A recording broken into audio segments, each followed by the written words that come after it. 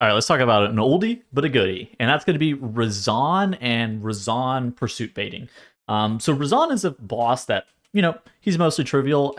More often than not, he just does like a large amount of tank damage with his bleed. He occasionally pursues people, but the pursuit is negatable if you know how.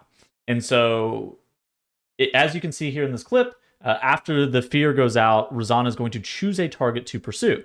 In this clip, he selects me, and I still have my Shadowmeld available, and I'm going to be melding that off. And this is pretty typical. You're able to do this with most threat dropping mechanics. You can do this with Feign Death, you can do this with Mage Invis, you can do this with Vanish, you can do this with Shadowmeld. It's not super surprising to anybody that you are able to do this.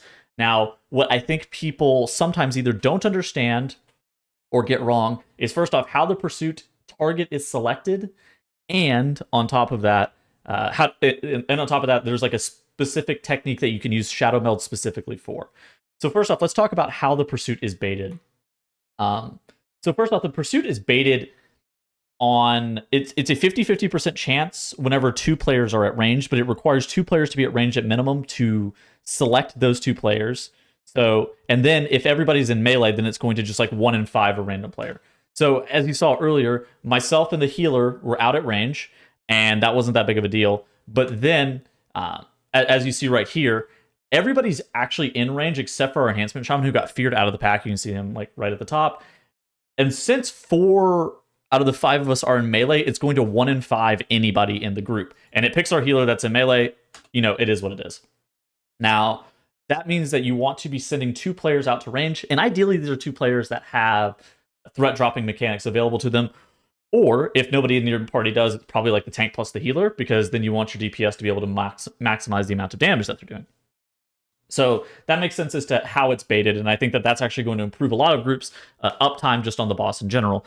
Now, what Shadowmeld does that other threat drop mechanics do not do is, if somebody else is targeted by Rezan's Fixate and the pursuit cast begins, you are able to meld on their behalf. And if you press meld, they lose the pursuit immediately, even if it's on somebody else. And so if you have a group with a bunch of melds, you can see who the pursuit is on, and say your priest healer, who is a night elf, has gotten picked twice in a row.